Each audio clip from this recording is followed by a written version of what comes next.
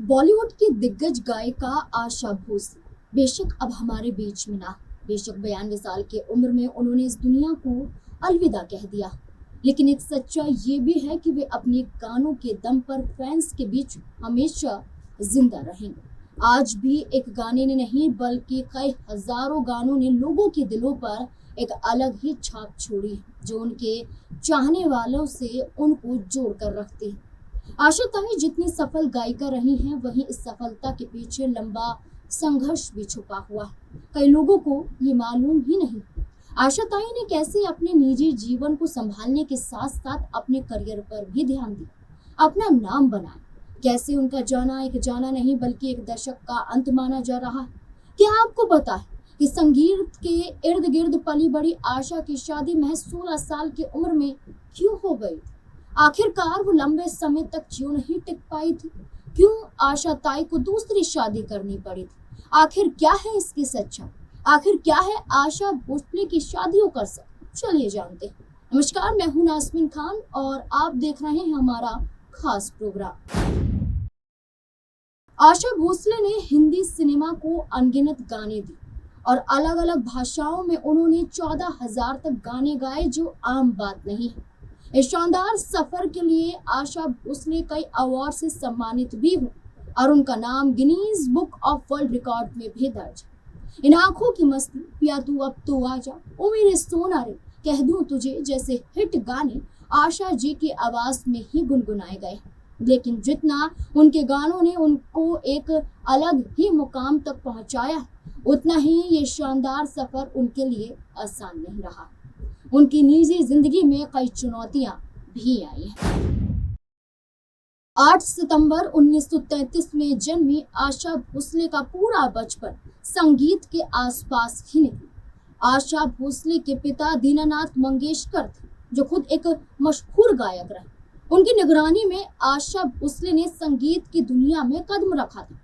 उन्होंने खुद एक बार बताया था कि वे महज 3 साल की थी जब उन्होंने क्लासिकल गाना सीखना शुरू किया था। आशा भोसले ने सिनेमा को ढेर सारे गाने दिए, लेकिन जब उन्होंने अपना पहला गाना गाया था तब वे महज 10 साल के थे। कम ही लोग ये बात जानते हैं। उन्होंने अपना पहला गाना मराठी फिल्म के लिए गाया था, जो साल 1943 में रिलीज हुई थी, और उन्होंने साल 1948 में बॉलीवुड के लिए पहला गाना गाया था, जो चुनरिया है। आशा भोसले का करियर शानदार रहा, लेकिन उनकी निजी जिंदगी में उथल पुथल रही। जब उनकी शादी हुई थी तब वे महज 16 साल की थी।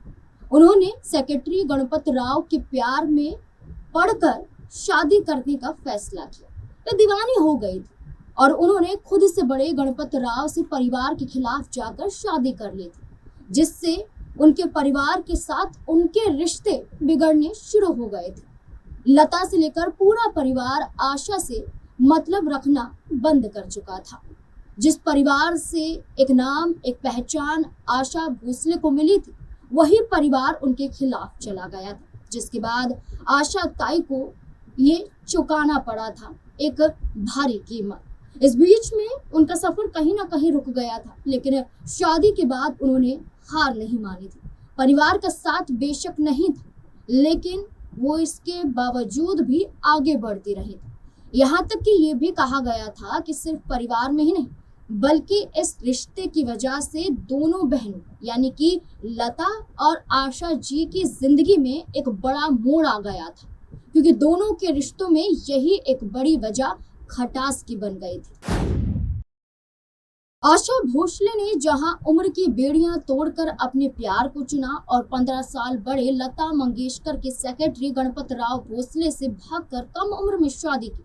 शादी जैसे बंधन नाबालिग उम्र में ही बंध गए, वहीं इस शादी में वे खुश नहीं रह पाए। जहां खुशी का फैसला उन्होंने चुना, लेकिन इसी खुशी में वे खुश नहीं हो पाए। कहा जाता है कि आशा भोसले के लिए उनके ससुराल वालों का बर्ताव अच्छा नहीं था, जिसके चलते जैसे तैसे शादी कुछ साल चली।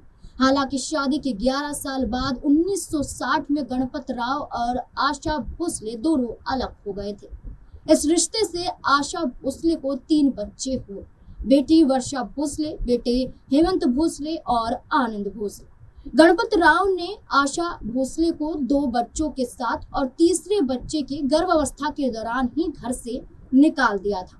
तलाक के बाद आशा भोसले ने अपनी जिंदगी को संभालने पर पूरा ध्यान दिया, अपनी जिंदगी को बदलने पर, संवारने पर पूरा ध्यान दिया। उन्होंने गाने गाकर अपनी एक अलग ही पहचान बनाई और करियर में आगे बढ़ती गई। आशा भोसले ने पति गणपत से तलाक के बाद अपना सारा ध्यान करियर पर लगा दिया था। इस दौरान उन्होंने कई हिट गाने गाए और तलाक के लगभग 20 साल बाद आशा भोसले की जिंदगी में फिर से प्यार लौटा। एक गाने की रिकॉर्डिंग के दौरान उनकी मुलाकात मशहूर म्यूजिक डायरेक्टर राहुल देव बर्मन यानी कि आर.डी. बर्मन से हुई। आर.डी. बर्मन आशा भोसले से 6 साल छोटे थे। आर.डी. बर्मन ने ही पहले आशा भोसले से अपने प्यार का इजहार किया था। इसके बाद दोनों ने जिंदगी साथ में रहने का फैसला कर लिया और साल 1980 में शादी कर ली। ये आर.डी. बर्मन की भी दूसरी शादी थी। उनकी पहली पत्नी रीता पटेल से 1971 में तलाक हो चुका था। हालांकि आर.डी. बर्मन की दूसरी शादी से मां खुश नहीं थी, परिवार भी खुश नहीं था, लेकिन इसके बावजूद दोनों साथ रहे। आशा भोसले की दूसरी शादी भी परफेक्ट नहीं थी। इस शादी में भी दिक्कतें थी। आर.डी. बर्मन की मां आशा भोसले को पसंद नहीं करती थी और इसी वजह से वे इस रिश्ते के खिलाफ थी। आशा और आर.डी. बर्मन दोनों की ये दूसरी शादी थी। इसके बावजूद इस जोड़ी ने कई हिट गाने दिए। आशा भोसले और आर.डी. बर्मन ने साथ रहकर कई यादगार गाने दिए। ये लिस्ट काफी लंबी है। इसमें ओ हसीना जुल्फों, पिया तू अब तो आजा, दम मारो दम, चुरा लिया है तुमने जो दिल को, ये लड़का है अल्लाह जैसे सुपर हिट गाने इसी जोड़ी ने दिए। हालांकि साल 1984 में आर.डी. बर्मन का निधन हो गया था और इनसे कोई संतान नहीं हो पाई थी, लेकिन इनकी जोड़ी को यादगार पलों में आज भी गिना जाता है। बेशक परिवार साथ नहीं था, लेकिन ये दोनों साथ रहे थे, लेकिन ये साथ भी लंबा नहीं चल पाया था। आशा भोसले की पहली शादी से 3 बच्चे थे, जिसमें से 2 का निधन हो चुका था। उनके बड़े बेटे हेमंत कुमार का निधन साल 2015 में कैंसर के कारण हुआ। वे संगीत निर्देशन का काम करते थे। उनकी बेटी वर्षा भोसले भी इस दुनिया में नहीं है।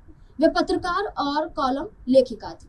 उनके छोटे बेटे आनंद भोसले हैं जो अपनी मां का काम संभालते हैं, लेकिन दूसरी शादी से कोई भी बच्चा नहीं हुआ था।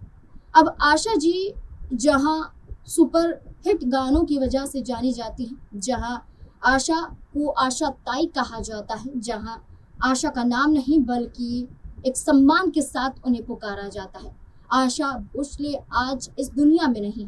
उनका संघर्ष जो उनकी निजी जिंदगी में था, उनके करियर में भी नजर आया। इसका प्रभाव साफ तौर पर देखने को मिला था, लेकिन सिर्फ एक ही चीज थी आशा भोसले के पास जो कभी नहीं छूटी, वो थी हिम्मत, हार न मारने वाली हिम्मत। और इसी वजह से वो आगे बढ़ी, एक नाम बनाया, एक मुकाम तक पहुंची, एक पहचान बनाई और आज हर दिलों पर राज करती है।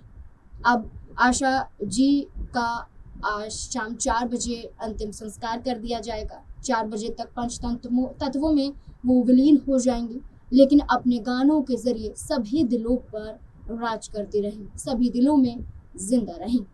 आशा भोसले को लेकर आपकी क्या राय, कैसे याद करते हैं उन्हें, उनका कौन सा गाना आपको पसंद है? कमेंट सेक्शन में अपनी राय भी जरूर दें।